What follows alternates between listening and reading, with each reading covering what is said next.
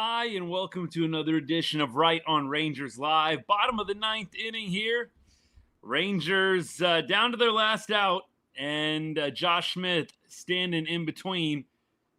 Smith now down to his final strike, fouls off a knuckle curve here. Rangers down by two. Two-run bomb sure would be nice. Josh Smith has not been great of late, but hey, one swing turns it all around. Duran, pitch number 3, incoming here shortly. Phillies got an all-important insurance run in the top of the ninth inning, stretching their lead to 4-2. Pitch number 3.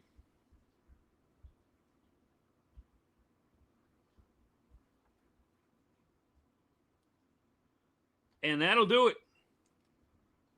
Josh Smith strikes out swinging. Tough conversation about Josh Smith coming up later on in the show. Tough conversation.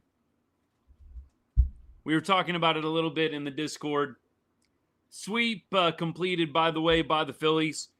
Hey, remember Friday night? We were talking about that game, and we were talking about Bochy and some of the decision-making with Curvelo on Friday night. You know, maybe Duran pitches 3 days in a row. Maybe. But this is, again, another result of leaving Curvelo out to dry on Friday night. You get Duran pitching in back-to-back games here on Saturday and Sunday. Had he actually pitched on Friday night, who knows what they do today? Who knows? Ugly, ugly series. You got the Diamondbacks coming into town. Look, I see some people kind of licking their chops about the Diamondbacks. I got to tell you, I am not feeling at all like, yes, the Diamondbacks are coming to town. You play this bad, you're not going to win a lot of ball games. I mean, this is bad offensively for sure. Pitching-wise, obviously, you don't want to see that run come across in the ninth inning.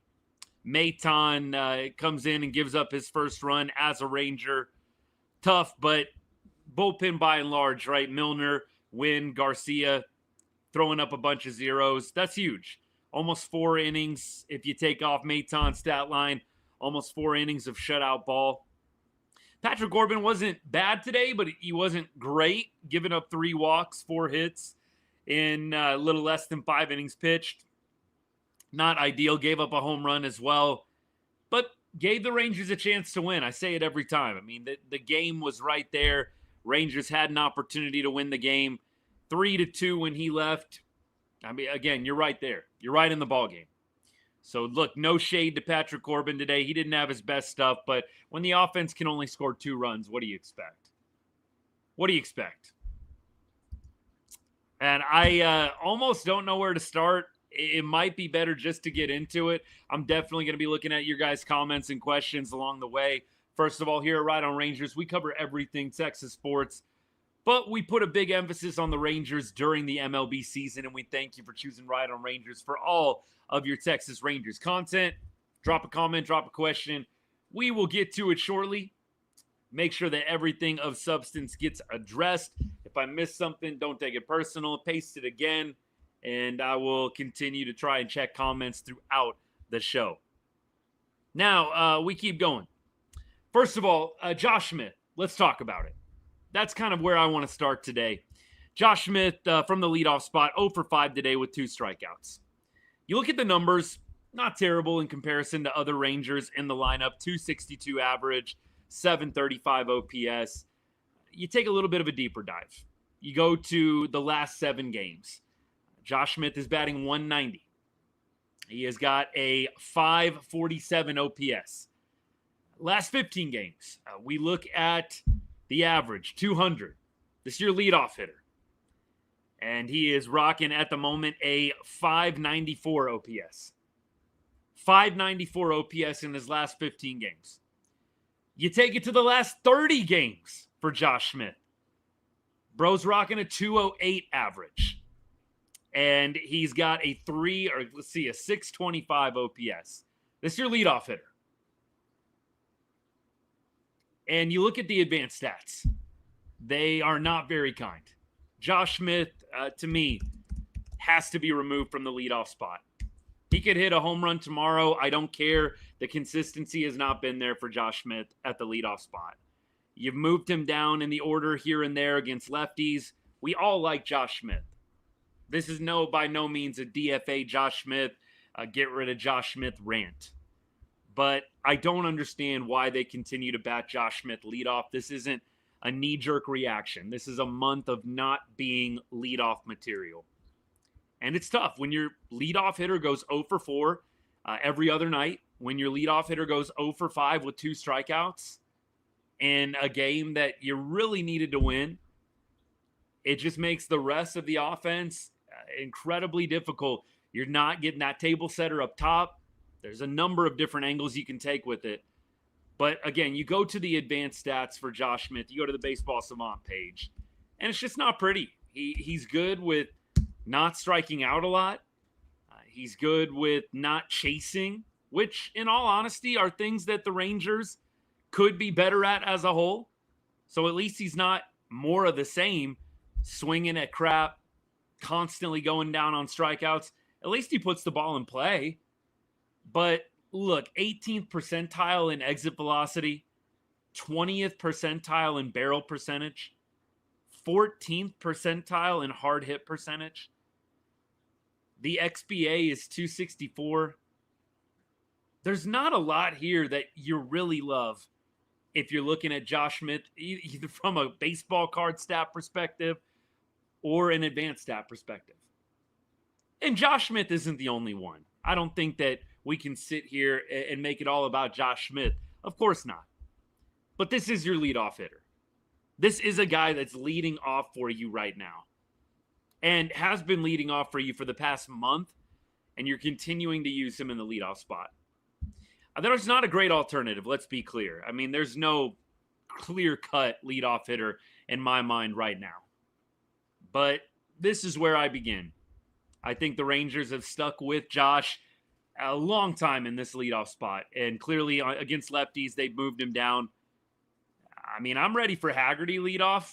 I don't know, and I'm not even saying Haggerty is much more of a better option, but I do know Josh Smith hitting 200 with a sub 700 OPS over the last month of baseball. That's not a guy that belongs in your leadoff spot. We keep going.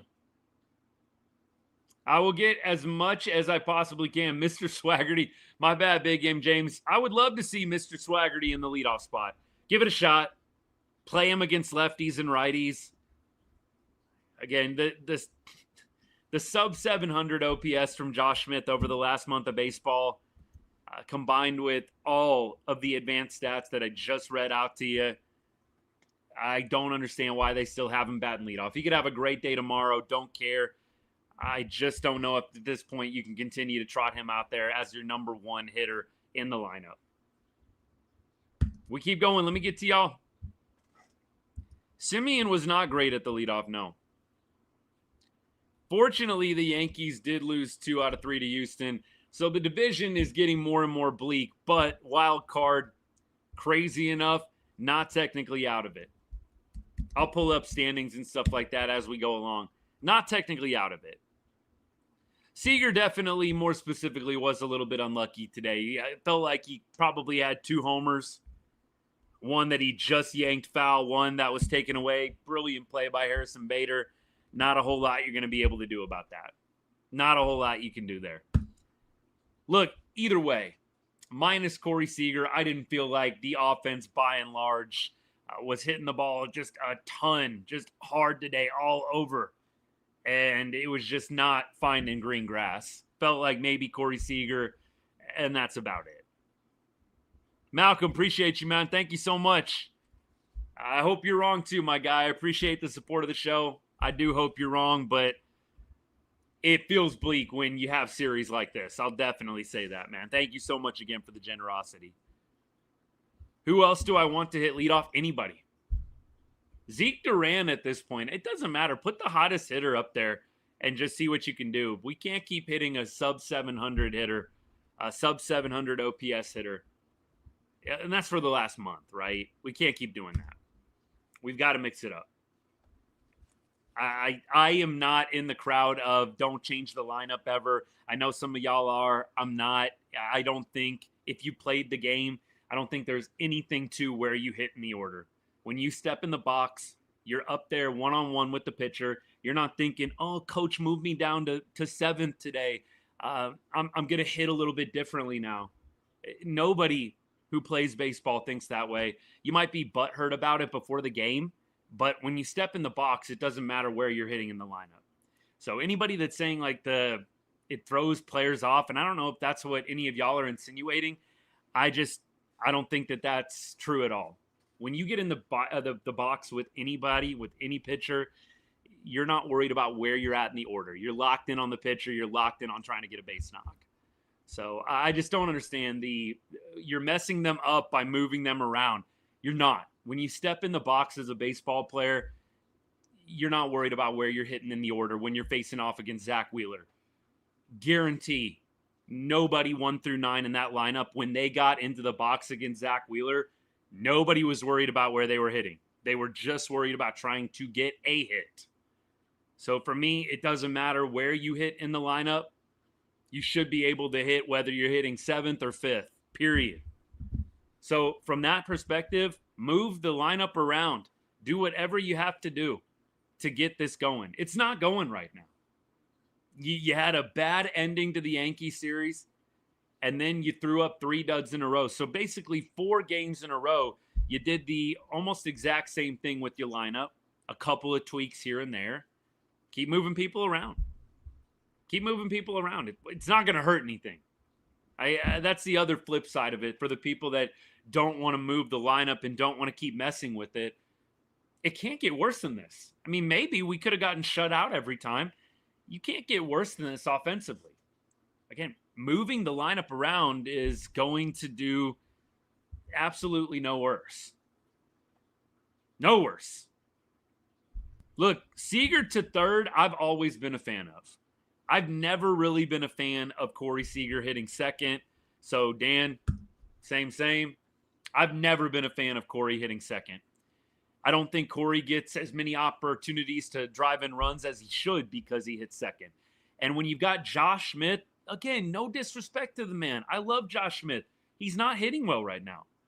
When you've got Josh Smith hitting in front of Corey Seager, sub 700 OPS last 30-plus games, Josh Smith hitting in front of Corey Seager, you're not going to get RBI opportunities for your best hitter. That's a big reason why I don't like Corey Seager hitting second. I know that the rebuttal is he gets more ABs that way. That's over the course of an entire season. Over the course of one game, it's pretty unlikely it's going to end up being a big-time difference unless you just get straight up shut down. Yeah, in that case, it might make a difference. But Corey Seager is still going to get 4 at-bats every single game hitting third, in most cases. I would love to see Corey hitting third. Who hits 2 then? Look, it's not going to be pretty, but you've got to figure out ways to get more people on base in front of Corey Seager. You have to. You can't say who hits 2 like it's the reason why you shouldn't move Corey Seager to 3. Like, I'll throw out names that I think should hit 1, 2, but it's still not a reason not to hit Corey Seager third. You've got to get opportunities for Corey. So, look, it could be Haggerty. You could double up and you could put Haggerty in that second spot. Look, when Evan Carter comes back, I'd love if they went Haggerty-Carter. Go Haggerty-Carter. And then have Corey Seager hitting third. Again, the fact that we don't have like great 1-2 hitter options, it's not a reason why you don't move Corey back and put him into a position where you can get more RBI opportunity. It's not. You've got to get Corey Seager more chances. He's your best hitter, and offense is hard to come by. You've got to get him opportunities to drive in runs. Keep going. Lineup of Carter, Simeon, Seager, Langford, Joc, Garcia, Rowdy, Young, Heim. I mean, look, the catching spot. I mean, I know we all maybe think Higgy's in a better place than Heim right now. I don't know. Higgy does not play well at Globe Life Field. We did the splits on it. It's weird. Bro does not play well at Globe Life Field. The splits are crazy for Kyle Higashioka at home versus on the road. I really don't want them even in the playoffs. Doubt we make it out of the wild card. I'd be really curious to talk about what do they do in the offseason. It's going to be a tough one. It's going to be some really tough decisions made in the offseason. It absolutely is. What you've got right now, though, is still a really solid core. What the Rangers are going to have to do is blow up a couple of different positions. You're going to have to blow up a couple different positions. There's no way around it. And I will say this, you have to make some tough calls letting go of guys that either you had a really, really high potential ceiling for, or guys that are just sentimental to the ball club in general, right? One quick second. Let me turn on focus. I know my phone's going off a little bit here. There we go. Yeah, no need for any notifications at this point. I'll read it all after the show. Talking about notifications for beat writers and stuff like that. I've got a few updates I want to throw y'all's way. Antonio, I'm with you, by the way. I'm not giving up on the season. We'll talk about off-season and stuff like that. I, by no means, am afraid to talk off-season and what the Rangers do. But I think at the same time, you can still have hope for this season. And you guys have heard me say over and over. I thought it was just kind of a given, but you guys have heard me say over and over. You'll continue to get the same thing from me until the Rangers are mathematically out of it. I take no joy in being right on August 10th, whether or not the Rangers are going to make the playoffs or not. Look, if you need to predict it, no hard feelings. You do you, but that's just not me. I don't need to be right on August 10th. Were the Rangers going to make the playoffs or not? I think at this point, I'm going to see how it goes. We're going to ride it out. We're going to hope that the Rangers can get back on track against the Diamondbacks. It would feel like there's a good chance for that with Merrill Kelly and Nathan Eovaldi both starting in that series. You've got Nathan Eovaldi going on Monday. You've got Merrill Kelly going on Wednesday. I think you've got a pretty good shot to win the Diamondback series. You really need to win the Diamondback series. Again, I know that there's a lot of talk made of must-win ball games. I don't know if we need to go there for every single game, but I do think that you've got to have some success in this Diamondback series. You lose 7 in a row. Let's say worst case scenario, you get swept by the D-backs at home. Man, that would be embarrassing. I can't see it happening. I think the Rangers are going to win at least 2 out of 3. I don't know if it's going to be a clean sweep, but I think the Rangers get at least 2 out of 3 against the Diamondbacks. That would be my best prediction. I think that you've got to continue to press on, though. The Rangers have a shot. The offense does not look good. And this is, again, kind of what we were talking about a couple nights ago, really over the past couple of nights. I know a lot of us said, go get a bat. And I'll just throw it out there again. I'll keep throwing it out there. Was one guy really fixing this? I don't think so. I don't think one guy fixes this lineup. I don't think Ryan O'Hearn fixes this lineup. There's too many black holes at times.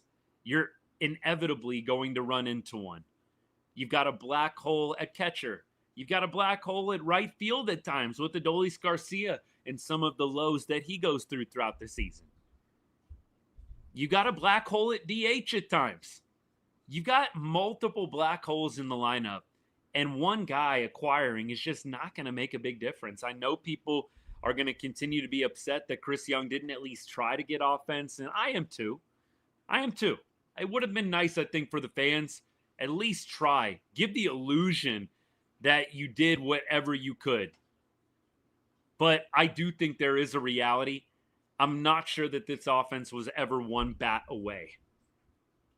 I don't think they were one bat away. I think they're multiple bats away. And going back, bringing it full circle to the original point, which was about the offseason from TLC, you're going to have to blow up a couple of positions in the offseason.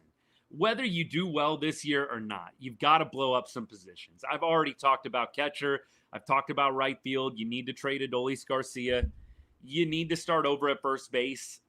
For me, Berger, I know he's been hurt, and maybe he turns it on in August and September.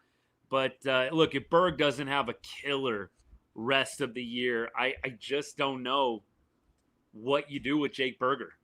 I don't know if you can keep trotting out mediocre. And that's what we've gotten from Jake so far. Love the guy. Think he's an amazing human being. But you can't keep trotting out mediocre at multiple spots. Mediocre to sub-average, to sub-average in all honesty. Like, it's not going to work. You're going to get the same thing. You got it in 24. Now you've gotten it in 25. You're going to get the same thing in 26 if you don't hard reset multiple positions. Whether it's through free agency, whether it's through trades, we'll see. Look, John, there are some guys. I've already talked about some of them. Look, you'd love to go get a couple of guys from the Phillies. Don't know at all what they are going to be considering in free agency, but look, Kyle Schwarber, you got Kyle in free agency. You've got JT Realmuto in free agency. I would love to see one of those guys in Ranger red, white, and blue. Kyle Schwarber is a walk machine, a home run machine. Would love to see that guy play in Arlington. The Rangers need to make some big swings. I think that they've established they can get value pitching. They are really good at finding value in pitching. I will give them that. I think CY, the pro scouts, the front office has been very good at finding value when it comes to the pitching market. Where they've swung and missed is trying to find value in the hitting market.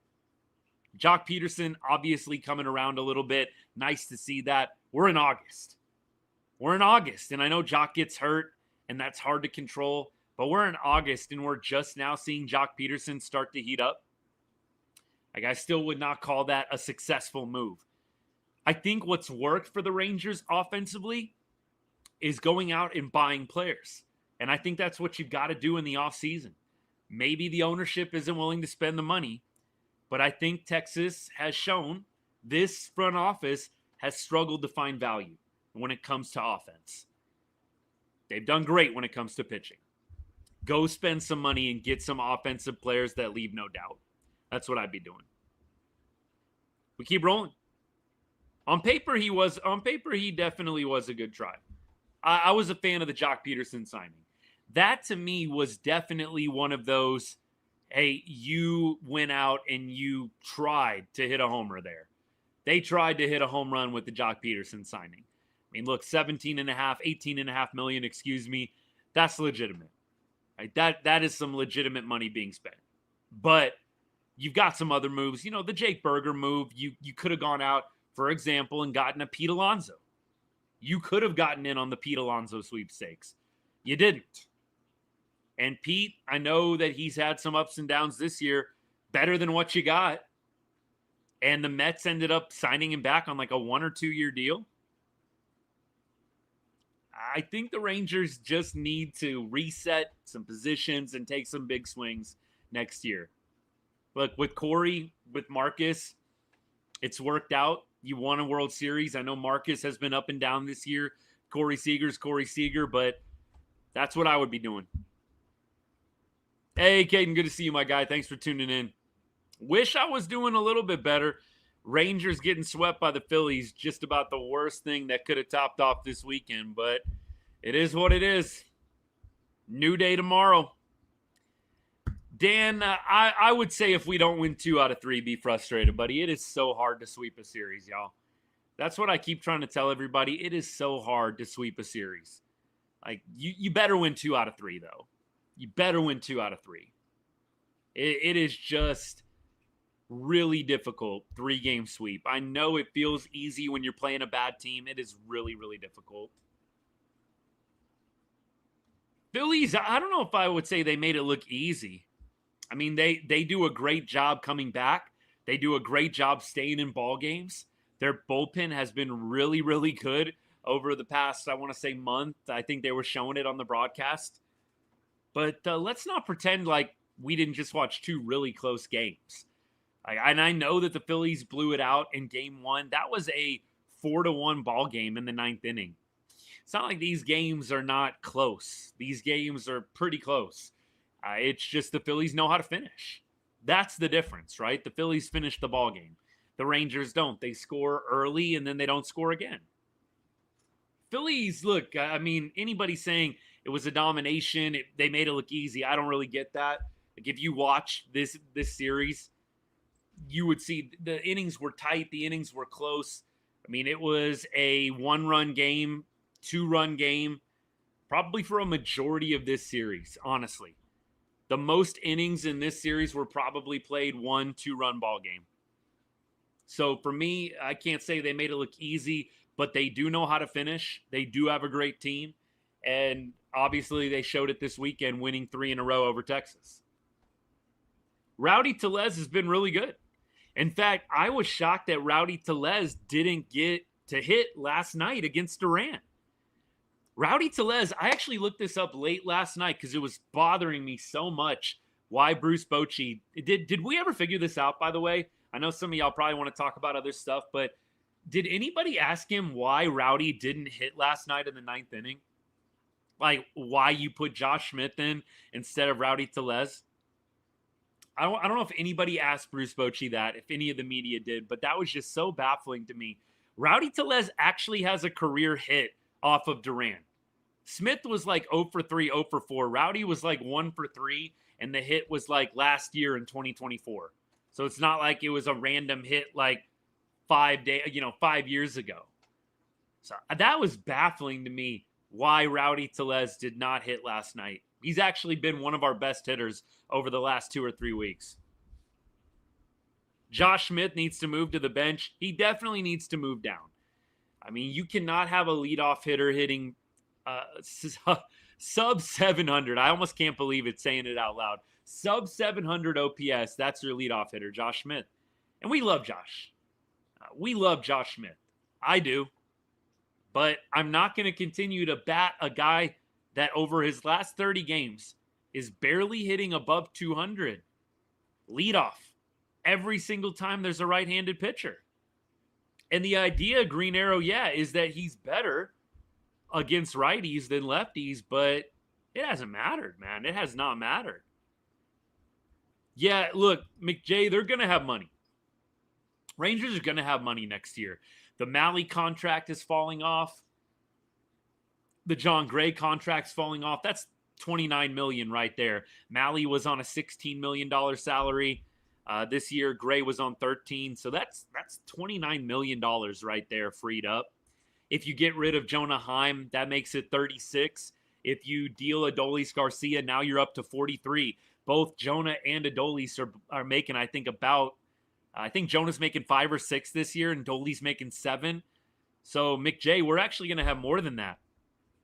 We're going to probably have like over $40 million to spend. So the Rangers will have money in free agency. And I don't know if we need to get ahead of ourselves. There's a lot that's going to happen in between now and when free agency really cooks up. But the Rangers will have money to go spend, and I expect them to spend it. I think they will be cognizant of the luxury tax threshold, but I expect them to spend as much as they can without going over the threshold. We'll see what they decide to do, who they decide to go after. If they decide to go really big fish and then a bunch of little small acquisitions. The MO has been go and get a lot of value in the bullpen. Find guys that you think, maybe had a down year, but can turn it around, prime bounce back candidates. But the Rangers, if they want to make a big swing and go sign a guy for $30 million a year, they could do it. But then you've got to fill out the rest with real good value deals in other places. We keep rolling. I don't know, Dan, if Malley's going to be back or not. Just doing the math in my head. He's throwing like bullpens, right? But then how many starts is he going to need? That's the thing, man. I kind of wonder if he's not going to be back till like early September. Because right now you've got 21 days, 3 weeks until September. I just don't know if he's going to be ready in 3 weeks. He's still throwing bullpens, hasn't even been on a rehab assignment, and you'd figure they probably are going to give him at least 2 rehab starts. He might be back by the very end of August, but I think it might end up being September, and that's assuming there's no hiccups. I don't know if Josh Sborz is going to pitch for the Rangers this year, though. We might as well do the injury updates now because I wanted to do this anyways.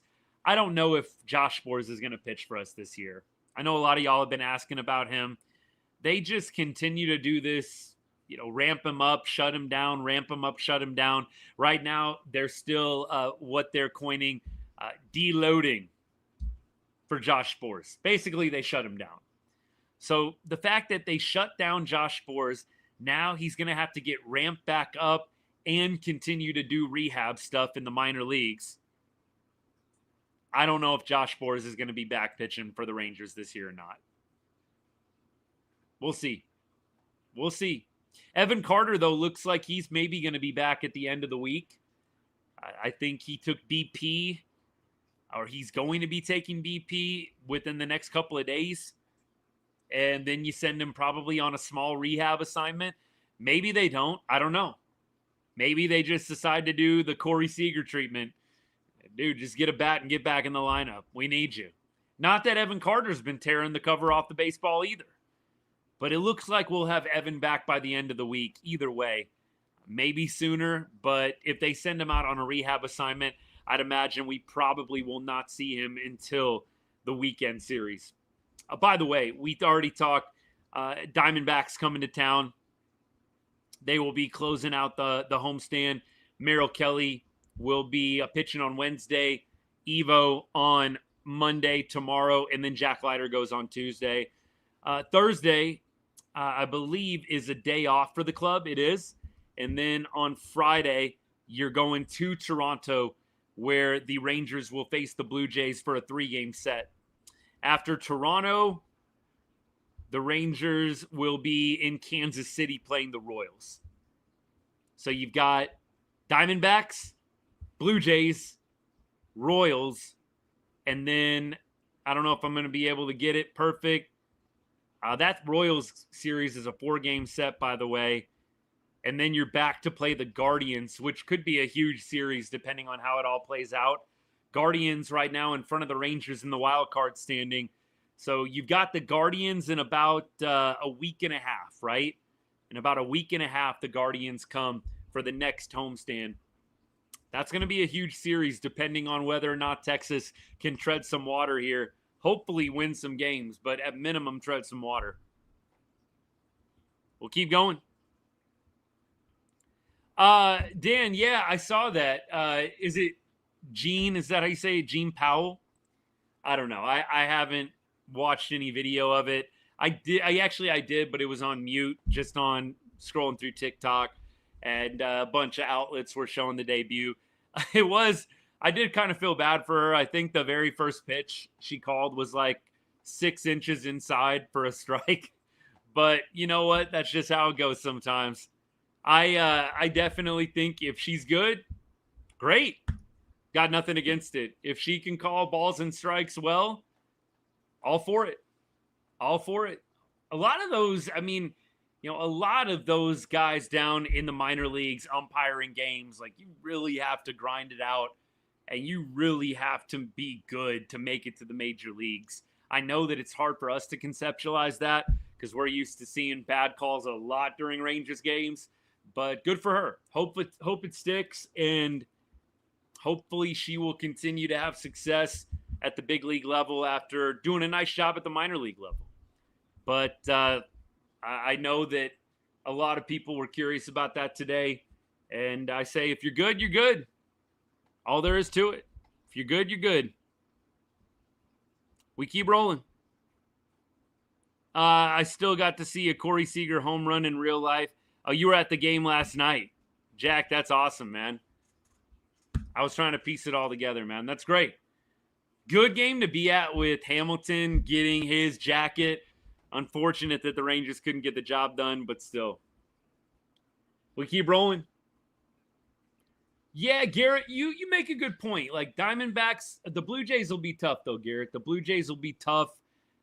Kansas City, I think, will be a little bit of a 50-50. Kansas City swept us in Arlington earlier this year. 4-game set after you go to Toronto. Again, D-backs, Blue Jays, Royals, and then Guardians. It is going to, I think, be a little bit tougher than we think, but the Diamondbacks and the Royals, you would think the Rangers could win those series. The Guardians and the Jays, they're going to have to work hard to get those wins. Guardians are no slouch, and of course the Blue Jays are one of the best teams in baseball this year. We keep going. Appreciate all y'all hanging. I think we're pretty good. Let me scroll back a little bit. Yeah, Heim, Zeke, Simeon, Adolis, Gray, Malley are for sure gone next season. I don't know. They seem to just love Ezekiel Duran, and he is hitting well right now. Hopefully it has more than a 2-week shelf life, but I kind of wonder if Zeke sticks around. He's not a free agent until like 2029. He's under team control for a while, so I don't know, man. Zeke might stay. Seriously, he might stay. Ricky, appreciate the gift, man. Thank you so much. I do agree with every other name on that list. I don't think they bring back Jonah Heim. Either they try and trade him for cash or they non-tender him. I agree with Adolis. I agree with Gray. I agree with Malley. I think Simeon will be back because of the contract. I don't think Simeon's going anywhere. So Simeon and Zeke, I think, will be around, but I think everybody else you named will be gone. Ricky, thanks again for the gifts. Appreciate the follow, by the way, as well. How many do you think originally were the Rangers going to beat the Phillies? Frankie, what do you mean? Say it a different way. I don't know if my brain's not working right or what.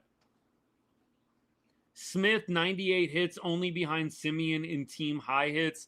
Rob B, look, that's a great stat, but I'm still not a fan of Josh Smith continuing to hit leadoff for us. And I think there's an argument to be made. Josh Smith probably has more at-bats than anyone on the team. I don't know who's leading the team in ABs. It might be Marcus, but those guys probably have the most at-bats on the team. So I really don't know how much stock you can put into that. Like, you would think the way the maths, if you're getting more ABs than everybody else, technically shouldn't you have more hits? So I personally am not putting a lot of stock in that stat as a reason why Josh Smith needs to continue to hit leadoff. I don't know if that was the angle or not, my friend. I appreciate the comment. But again, Josh Smith being up among the tops in hits for the team, not a big reason why I'm going to continue to bat him leadoff. Keep rolling. I did figure we'd get at least one. TLC, I'm with you. I thought we were going to get at least one. I thought that today looked promising. You go up 2-0. It's just the inability to tack on, man. The inability to tack on. And look, when you got 0 for 5 from Josh Smith, you get 0 for 4 from Marcus Simeon. So two of your top 3 hitters go 0 for 9 with 3 Ks. Joc Pederson, obviously, he had a walk, he had a home run. And then they bring in some lefties, so that's why he got pulled. I know a couple of y'all were wondering, like, why did they take Joc out? Like, why did they go Haggerty? The Rangers, if you haven't figured it out, are just stubbornly committed to platoons. They are stubbornly committed to chasing matchups. It really doesn't matter. There's not a lot of feel to it. That is the one thing for me is Bochy always struck me as the guy that felt it out very, very well in terms of the bullpen, in terms of the lineup. It doesn't feel like there is like any room for, hey, I got a feeling this guy is going to be good if we just let him in this ball game and continue to let him hit. It's pretty much like, oh, there's a lefty coming in. Let's go to the bench. There's no feel for this guy's having a good game and seeing the ball well. Yeah, he's going up against a lefty, but we need to go ahead and just leave him in. It's very robotic. Very robotic. And Jack, I don't know what it is, but again, Boch to me always had the reputation of having that perfect blend of the analytics, but then the experience, just going with his gut and the gut being right more often than not. That's how I always thought of Bruce Bochy. And so it has been a tough adjustment for me when we are just, like I said, robotically benching guys. Joc Pederson, you hit a home run. There's a lefty coming in the game. You also walked. You've been on base every time. We're pulling you for Haggerty. There's a lefty coming in the ballgame. I know my buddies and I, we talk about this sometimes. It's like When did all of a sudden teams decide that lefties can't hit lefties? I mean, I know there are some numbers that back up some of these benchings. Like, I'm sure Joc Pederson's numbers are much worse against lefties than righties. In fact, I know that they are. But I think that even right-handed players have bad splits sometimes, righty-lefty. I just feel like sometimes there's just way too much of mindless benching of the left-handed hitters whenever a lefty comes into the ball game. We keep rolling. Yeah, Ed, thank you. I thought about the same thing. I think even some of y'all on YouTube said that. Like, Duran was 3 for 3 and they benched him. When a righty came into the ball game, they benched him. It was lefty, lefty, lefty. Duran had a few hits. Righty came in the game. They benched him for a lefty. I just don't love the robotic benching based on lefty, righty pitchers in the bullpen. Go with feel sometimes. If a guy's seeing the ball well up there, if a guy's 3 for 3 on the day, or in Joc Pederson's case, been on base multiple times, hit a home run, why not see? Give him a shot, man. You never know what they're going to do later. You might see another right-hander, and instead of having Haggerty up against a righty, you've got Joc Pederson up. I'm just not a big fan of the mindless benching of the lefties. Keep rolling. Does Bochy come back? Yeah, I think just going off both you guys' questions, TLC and Dan, appreciate you guys. I think Boch, it's totally up to him. I find it hard to believe he comes back if they don't make the playoffs. If they make the playoffs, I could see him coming back again. I think if he wants to manage, I don't know. I really don't think the Rangers are going to cut ties with him. I don't know if the Rangers are going to say no to Bruce Bochy. I think CY, if Bochy said, I want to coach another year, I think CY would give it to him. I don't think that CY would say, no, we're moving on to Skip Schumacher or whoever. I think they'll let Bruce Bochy coach for as long as he wants to. Now, will Bochy kind of get the hint and maybe ride off into the sunset? Potentially, but you just don't know. I'm not going to be like upset if Bochy comes back. Do I sometimes think maybe a new voice would be okay? Yeah.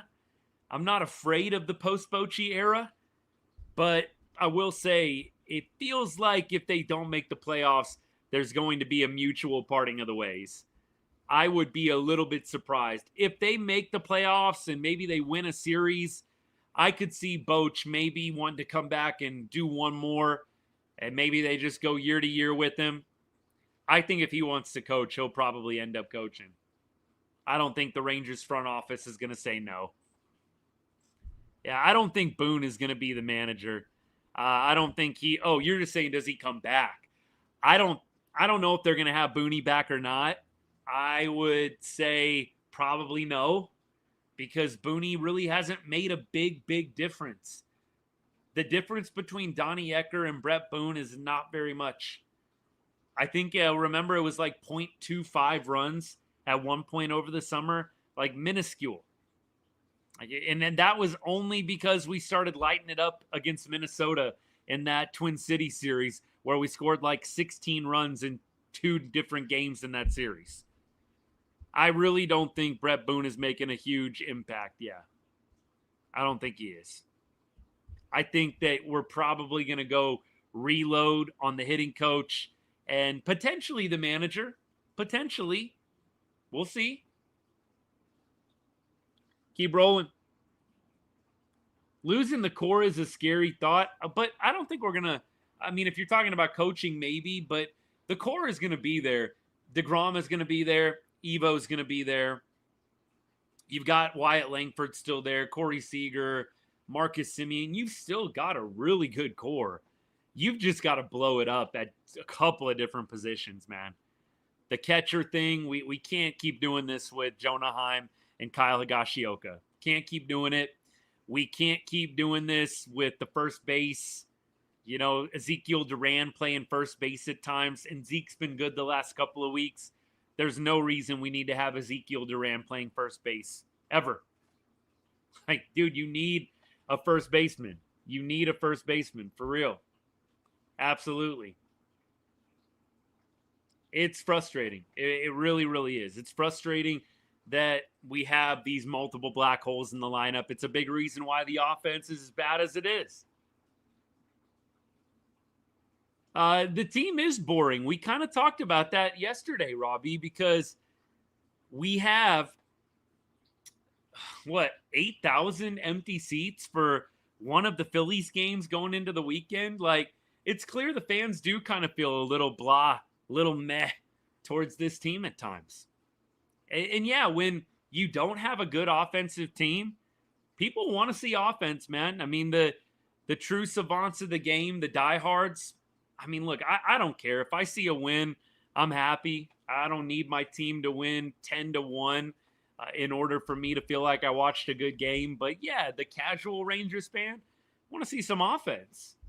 Like, you don't want to watch a team that can only score 2 runs a game. Carlos, I don't think they can do that because of the contract, man. The comment was about Semien, like, should they part ways with him? Nobody's going to want Marcus Semien's contract. It just doesn't make any sense to let him go. You really can't do anything with Marcus Semien until probably maybe 2027 or 2028. Those would probably be the 2 years you could sort of start to think about it. Otherwise, you're not going to get rid of him. Brian, I'm not sure. Does anybody, has there been an update on Ron Washington? Green Arrow, this might be right up your alley if you're still hanging out. I know they've said health stuff, but I don't really know if there's been a big update. I don't want to, exacerbate any rumors or anything like that, but I will say I hope Wash is doing well. I hope that it's nothing life-threatening. You got to step away from managing that suddenly. You do wonder if it is. I just don't know what exactly the health concern is. Green Arrow, yeah, we know that he's out for health reasons. We're trying to figure out, does anybody know what the health reason is? And I don't think so. I think they're keeping it pretty private at this point. Yeah, Jack, that was great vibes. That Dolly catch was incredible. The barehanded, and then the Wyatt Langford sliding catch in center field with Dolly right in his way. The defense has been elite all year long. It is a bright spot for this team, the pitching and the defense. The pitching and the defense. It's been elite. It's the offense, man. It really is. It really is. It's the O. All y'all Phillies fans, enjoy the sweep. Enjoy the sweep. Look, I still say, even though by and large, and this is more for Eagles fans than Phillies fans, yeah, the Eagles fans are definitely obnoxious. The Phillies fans, it's weird. It's like a switch flips, because I know a bunch of Phillies fans are Eagles fans. It's like a switch flips when it's NFL, and it suddenly just gets much more hostile. Like, the Phillies obviously have some very passionate fans. You guys got to stick around for when we have some of those Eagles games, man. Like, a switch flips. Any Phillies fans hanging out? Am I right on this? It is like a switch flips once NFL starts. Like, Phillies fans, during the baseball season, obviously passionate, love to do a little trash talking here and there. But then NFL comes around and it just goes to a whole nother level. It really does. Rob, all right. Thank you. I mean, look, I have gone back and forth in good ways and in bad ways, but that's any fan base, right? I know that the Eagles fans sometimes get a bad rap. Any fan base, people can get ugly. But I just have experience. Like, I do these Ride on Rangers shows, and, we played the Phillies a couple of different times over the years, and it's like, you get the usual trolling here and there. But by and large, not bad. And then you get to NFL and the Cowboys start playing the Eagles. And then it gets real. Quick. Rob, I appreciate the realness, man. I appreciate the realness. There's actually, I've actually made a couple of good friends over the years going back and forth with Eagles fans. Crazy enough, man. It's fun. I don't take it too seriously when I'm going back and forth with people online. I take my teams winning and losing seriously. Don't get it twisted. But, man, I'll tell you what, Phillies fans, there's respect there. Eagles fans, same thing. The passion, man. I can always respect the passion. Always. Appreciate all y'all hanging out, by the way. It's more fun when we get people from other teams coming in the chat, mixing it up. I know we got to deal with some trolls here and there, but it's all good. We keep going. Yeah, Jack, I'm with you on that one for sure. 44, absolutely. Disappointing series. Good to see you, though, my guy. Could I see the Rangers trading away Josh Young, or is he the long-term option? This is a good question. I think they're going to keep Josh Young. I really feel like they see the potential. They see the vision of what he could be, of what he was in 2023. I kind of feel like they keep Josh Young. I mean, look, I don't think he's untouchable. If somebody wants to give you a crazy good package for Josh Young, you listen. But I do think the Rangers are counting on him to be the guy for the future. I do. I have a little bit of doubt. I mean, he had a great stretch after coming up from Round Rock when he got demoted. But I think the Rangers are hoping that pans out. Absolutely. Yeah, TLC, you might be right. We did get the Yankees at a vulnerable time. Judge was getting back into the swing of things. I will say this. We played so many teams close this year. So many good teams we played close. Like even in that Yankee series in the Bronx, we played them close. Those were all close games back in May. And it's been that way with every team. Detroit, we played Detroit super close. We beat Detroit in multiple series, home and away. Like we've done well and played well against good teams. It's just like not finishing. They have a lead late and they give it up like they did against the Phillies multiple times. You are close the whole game, but you just can't score that one run to get you into a tie ball game. There have been so many games like that. I really do feel like the Rangers can compete with anybody, but you're just going to get a lot of these types of games, and it's just going to come down to, can the Rangers finish? Can they preserve a 3-2 lead, a 3-1 lead, a 2-1 lead? Can they come back from a 1-run, 2-run deficit? That's really been all season what we've been dealing with. All season. We keep rolling. Let me clean up a little bit of the comments here on YouTube. Oh, not too bad, actually. We keep rolling. When you go to a Rangers game, you're a Rangers fan. When you go to a Cowboys game, you're a Cowboys fan. Oh, yeah, absolutely. It does. I mean, each team, I'm with you. And each team, I feel like you feel a little bit more for or less for. Like, Rangers are my number one, 100%. I definitely get whipped up. Cowboys, Longhorns football, 100%. The Mavericks, same thing. It's a different level for the Rangers for me. For me, at least. But I'm a baseball guy. I love football, too. Very, very passionate about football. But baseball's the first love, the greatest love among all sports. So Rangers is a different level for me. But you'll see a lot of passion during football season as well. We keep rolling. Garcia has let us down this year. Which one? Robert Garcia? Yeah, I would say both of them have let us down at times. Adolis, look, great defense today, but you look at Adolis, 1 for 4, and his numbers, we're talking about Josh Smith being a little down. Adolis' numbers are just not good, man. Over his last 15 games, Adolis is hitting .210 with a .638 OPS. I know he had a home run recently in his last 7 games, but you just need more from a guy who's hitting in the heart of your order. You really do. Robert Garcia did look good today. I kind of was worried that the game was going to unravel quickly once Robert Garcia entered. He actually looked pretty good today. That's what we would have liked to have seen up in Seattle. Back-to-back days. Seriously. That's how it goes a lot with this team, though. I've kind of noticed that trend. I don't know if you guys have. It feels like when the pressure's not on, you've got some decent performances from guys here and there, right? Like when the pressure's not on, when you don't really need the big hit, there are some guys that are very quality. But really what the issue is in the big moments, when the game is late, when the game is close, you're just not able to string together those hits to put the game in your favor. So look, with Robert Garcia, yeah, it's a great box score, but throw bro in the 8th or 9th inning and now it's a different story. No, I don't think it's over. I don't think it's over. I would tell you if I felt like it was. I don't think so. And here's why. This team has been stupid this year. And let me explain.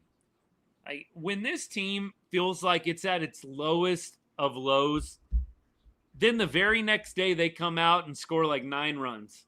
And I'm not saying that's going to happen tomorrow against the Diamondbacks, but you guys know exactly what I'm talking about. Just when you feel like this team is at its lowest point, they suddenly turn in a really, really good game that just makes you believe all over again. They do. They've done it like all season long. Now, I don't know if it's going to be tomorrow. I sure hope so with Nathan Eovaldi on the bump. And you've got Merrill Kelly throwing on Wednesday. That's going to be kind of a fun matchup. Merrill going against his former team. You hope the Rangers can get at least 2 out of 3. But no, I don't think they're done.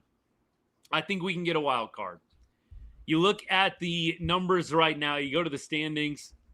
Rangers currently are 2.5 games out of a wild card spot. Look, you can take care of that in a weekend. And the Rangers are probably going to have a chance to do that in about a week and a half when they go and head back home to play the Guardians after this road trip. You're going to be playing the Guardians here in about a week and a half. The Rangers still will have some opportunities to play the teams that are ahead of them. I don't know if they play Boston anymore, but I know big series with the Guardians coming up. I think, and then they play the Guardians the last weekend of the season as well. So you've got 2 series left with the Guardians, who right now are ahead of the Rangers. They are ahead of the Rangers. The Yankees are clinging on to that last wild card spot.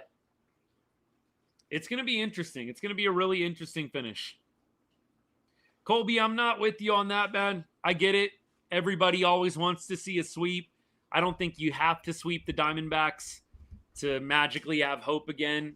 I think if you win 2 out of 3, that works. You're close enough in the race where you don't have to start sweeping teams in order to be relevant. So, slight disagree there, my guy, but I appreciate the comment. You can win 2 out of 3 against Arizona, and it's not an abject failure.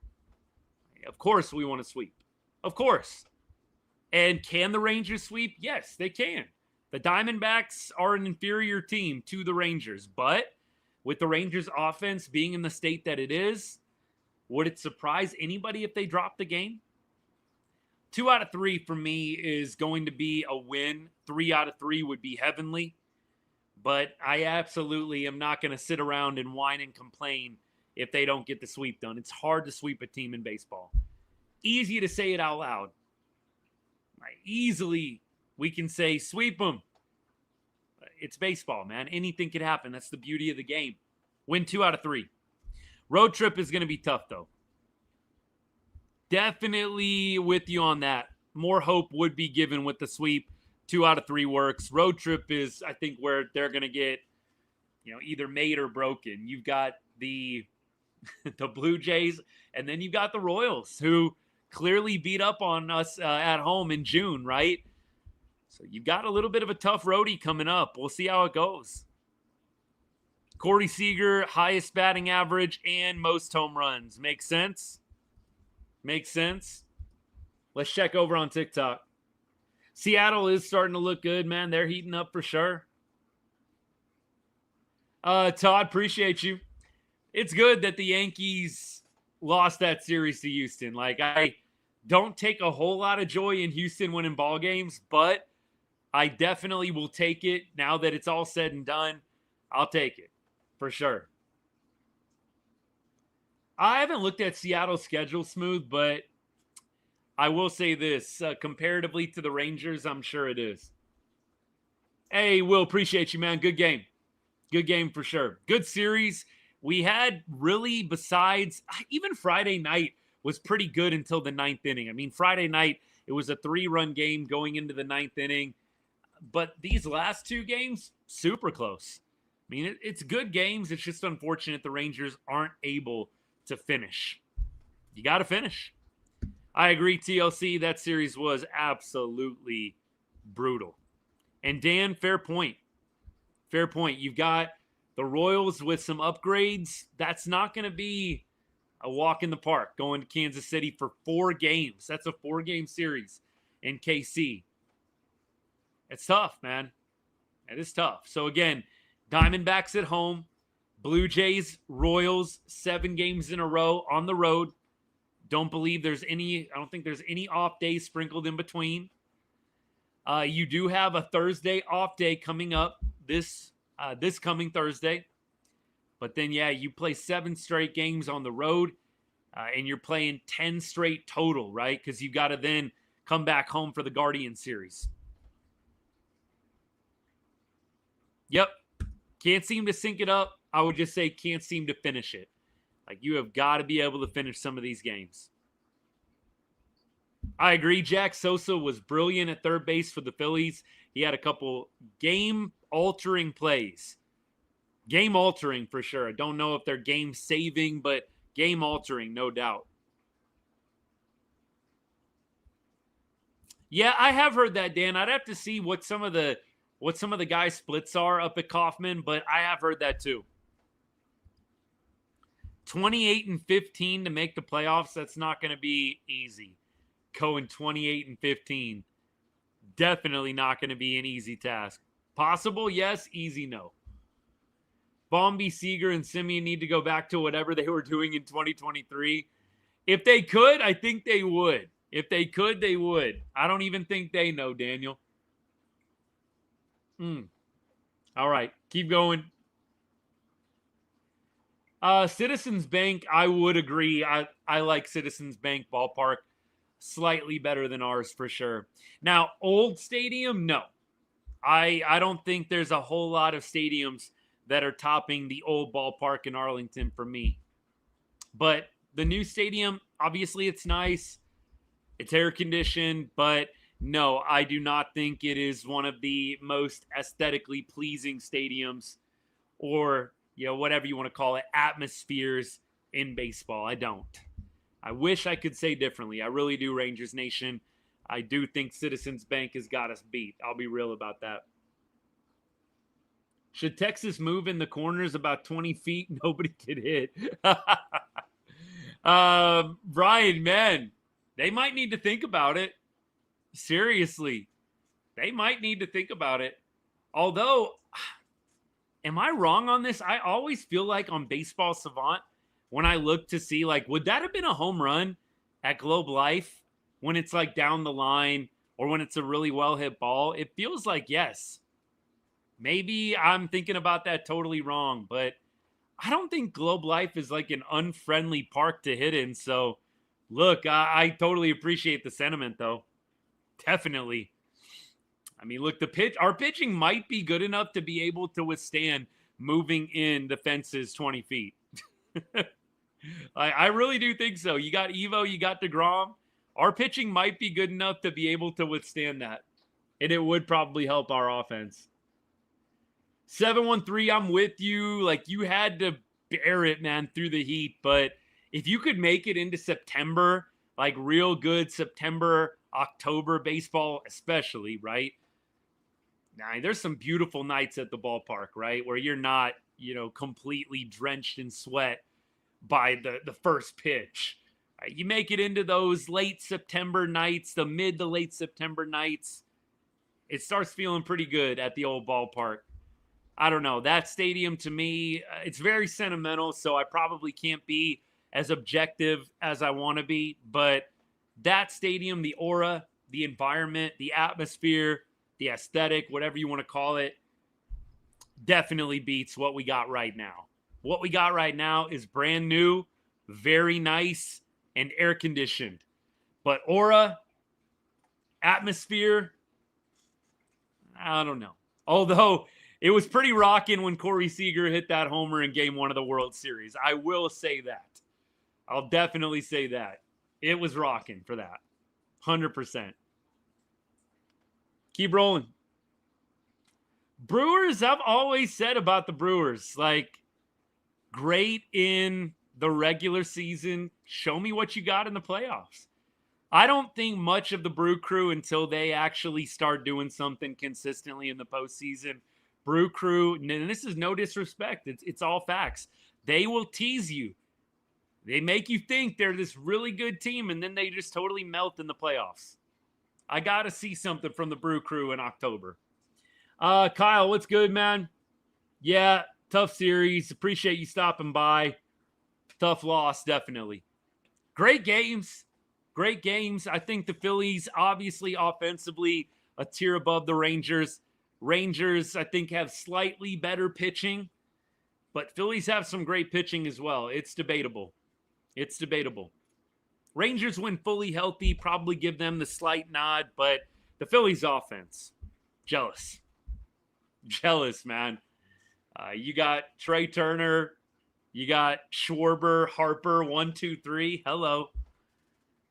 That's not to mention some of the other guys that they have that maybe aren't as well known, but are still really good hitters.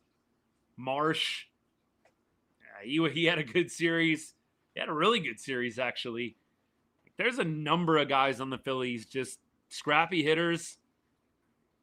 Like I said, they got a little special place in my heart, honestly, in that series with the Astros. I'm not trying to bring up something bad, Phillies fans who are hanging out, but I became one of the biggest Phillies fans on the planet for a World Series there. We keep going. Am I for or against defensive shifts? Probably for, but I'm glad that they came up with the rule that you have to stay on one side of the base. That's just me.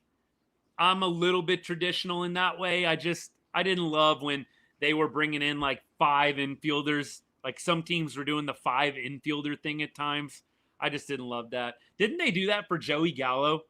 Didn't one team do 5 infielders for Joey Gallo? And the game wasn't on the line.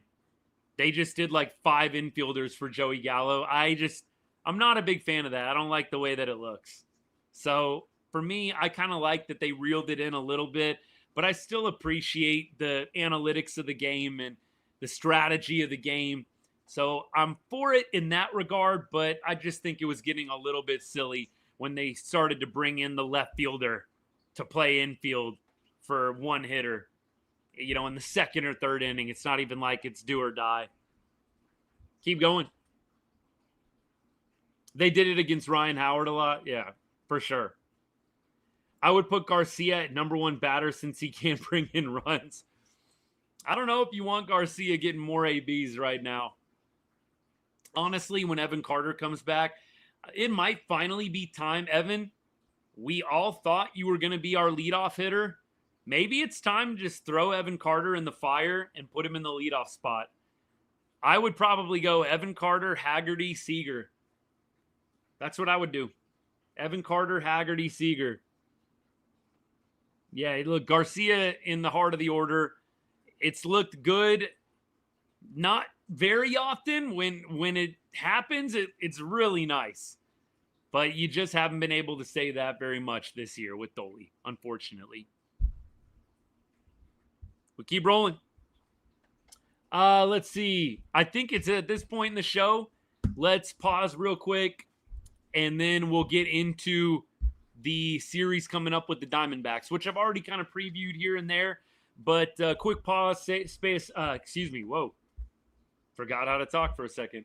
Want to say a special thank you to all of my paid members and subscribers on the show. Look, a lot of ways to support the channel. Just watching right now is a huge support and a huge help for me. The comments, the likes, the shares, all y'all that have followed since we began. I really, really appreciate it. About a really beginning of the summer, started up an optional $2.99 a month subscription service. Gets you into our exclusive Ride on Rangers Discord, which has been awesome over the summer months. Really loved it.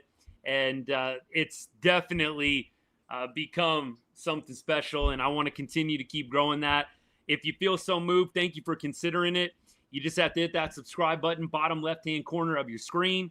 If you're on TikTok, and if you're on YouTube, or if you're on X, I'm going to drop the link into the chat. Copy and paste that into a browser of your choice. A lot of ways that you can support. Look, if that doesn't work for you, I know $2.99 is $2.99. Go and like my most recent video. Give it a watch. Give it a comment. I would be grateful. Support comes in many different ways, and we do not take any of them for granted. So I just want to say a special thank you really to all of you. It's because of you that the channel continues to grow, continues to take off. And look, the comments that you guys bring each and every day help keep the show fresh. So again, from the bottom of my heart, thank you. Appreciate you guys. Thank you for the follows, by the way. Thank you so much, Miguel. Appreciate it. Hey, what's good? Kiko, what's good, my guy? Thanks for the like. We are going to get into the preview of the Diamondback series, and we are going to call it a day here and get to the rest of this Sunday evening. So, look, tomorrow, Rangers begin a 3-game series with the Diamondbacks. Nathan Eovaldi, Jack Leiter, Merrill Kelly, the announced starting pitchers for that series. Let's go ahead and let's preview Evo against the Diamondbacks. Looks like Ryan Nelson is pitching for Arizona. He's got a 3.20 ERA, 6-3 on the year, so this guy is not a pushover. Let's see. Ezekiel Duran, 1 for 2. Garcia, 0 for 1 in his career against Nelson, D-backs probable starter. Jonah Heim, 1 for 2. Kyle Higashioka, 2 for 4 with an RBI. Wyatt Langford, 1 for 3. Joc Pederson, 1 for 7 with the home run.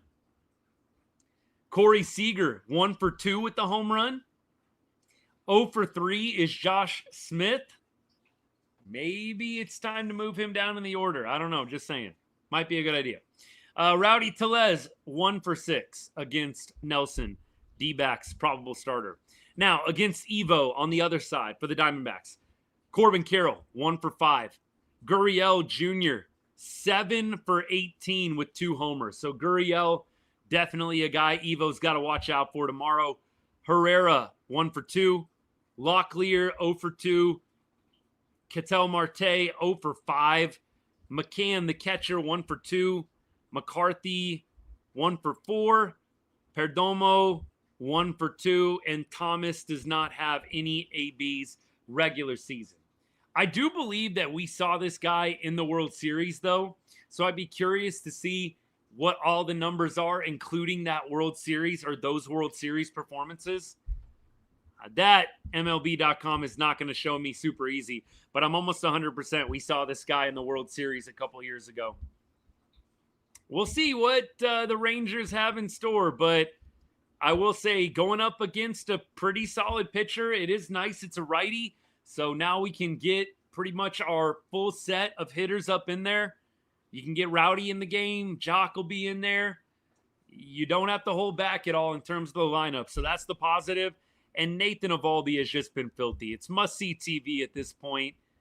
If he goes out and gives another 7 or 8 shutout innings, I do not know how the man is not Cy Young frontrunner by the end of it. I think he'll need about 2 more starts to officially qualify. I've been telling the boys in the Discord, I hope that the qualification switch flips and suddenly he's being talked about more often. But I have my doubts. But if this guy goes 7 or 8 strong, no earned runs again, I don't know how he's not front runner. No clue how you can't make this guy front runner. Keep going. Last chance on comments, questions before we take off for the night. The A's will be fun. I'm looking forward to watching Rangers baseball in Las Vegas. That's for sure. Hey, look, when I moved here, there was no sports at all except for UNLV, which UNLV kind of had its heyday in the early 90s with the basketball team, but UNLV's been fairly irrelevant in college sports since the 90s. So no disrespect to UNLV, but yeah, pro sports in 2011, non-existent in Vegas when I moved out here, 2010, 2011. It's been fun to see the Golden Knights come here, the Raiders come here, and now the A's. And I'm definitely excited to have Rangers baseball in the backyard. Evo disrespect is crazy, Josh. I'm with you on that for sure. Yeah, I wonder when we're going to see Evan Carter. I almost wonder if they're not going to send him on a rehab stint, just going to try their best to get him back in the lineup as soon as possible. Dan, Zach Gallen's going on Wednesday, so we are going to see Gallen. Keep rolling. Evo might start in the Royals series. Yeah, I think he would actually technically start in the Blue Jays series. If he's going to throw Monday, he'll probably throw Saturday or Sunday. So I don't think he might pitch on like the Thursday of the Royals series. That would be nice. You have Nathan Eovaldi throwing in 3 straight series. That'd be huge. The way you would think it would work would be he pitches Monday, he pitches Saturday, and then he pitches Wednesday again. Something like that, I would think. So that'd be great. If they can pull that off, having Evo pitch in 3 straight series would be huge. You're not going to have him against the Guardians. That's the only unfortunate thing. And the Guardians are ahead of the Rangers right now. So that's probably the only unfortunate thing about having Evo going in 3 straight series is that arguably for the most important series, unless the Rangers shift things around, you're not going to have Nathan Eovaldi throwing in that home series against the Guardians. Yeah, I'd have to think about DeGrom. DeGrom is going to throw probably DeGrom will throw Thursday because it goes Kelly and then DeGrom. So DeGrom probably throws on Thursday and then on Tuesday. So DeGrom will throw Thursday, Tuesday, and then probably Sunday. So you'll potentially have DeGrom going against the Guardians in the last game of that series. That would be nice. Again, they could change things and it could totally go awry, but that'd be great. Keep rolling. Appreciate all y'all. How did the Phillies do? I think we know the answer to that question, Jay. Come on now. Come on now. You got that great World Wide Web right at your fingertips. Appreciate the comment, buddy. All right, hey, let's go ahead and let's wrap things up. Thursday, you're right. Thursday is an off day. That's right. Thursday is an off day. I thought for some reason 4-game set in Toronto. So that changes things a little bit. But in a good way, I think. Because the Rangers, if they wanted to, could start playing matchups well, right? You could definitely start tweaking things a little bit with that off day on Thursday to line it up. If they can find a way to get DeGrom and to get Evo pitching in that Guardian series, that would be huge. Caden, appreciate it, man. Thank you so much. Look, a little jealous of your team right now, man. How well they're doing. Mariners fans are having fun right now. Wish the Rangers could maybe even be just a small fraction of that at this point. Brutal weekend series for Texas. As we always say, all we know how to do here on the show is flush it out and do it again tomorrow. And that's exactly what we're going to do. Hopefully the vibes will be up a little bit more. Never know with this team, but at home, you'd like to think the Rangers, with Evo on the bump, can get a win tomorrow. That's going to be the plan. I want to just say thank you to all y'all. It's not fun when the Rangers do stuff like this, especially on a weekend. Come on, man. Weekend sweep. Like midweek sweep, okay. Weekend sweep just sucks. Midweek sweep's not fun either, just to be clear. But you know what I mean. Don't kill the vibes on the weekend, for real. All right, tomorrow, 8th, 9th inning. Game time tomorrow is at 7:05, so 5:05 for me out here. Perfect. So usual time. We'll be here at our usual time tomorrow. Should be great. Come back, hang out. Let's keep on keeping on with this team. It feels bleak, but the Rangers are only 2.5 games out. Anything can happen over the last 40-some-odd games of the season. It's starting to get down to the nitty-gritty. We're not going to lie. You got to start winning some games. You got to start putting some streaks together. But still, there is a lot of time left in this year with not a huge lead to overcome. 2.5 games. You can make that up in a weekend. So we are going to continue to ride with the Rangers until they're out of it, until they are done, until they've been fully eliminated, just like we did last year. That's the plan. All right, y'all. Thank you so much. Appreciate all y'all. Josh, I think Gray in the bullpen is probably for the best, actually. Thank you all y'all. All right. I think we're good. Have a great rest of your Sunday afternoon. Enjoy. Come back tomorrow, hang out. And as I always say to end every show, God bless and go Rangers.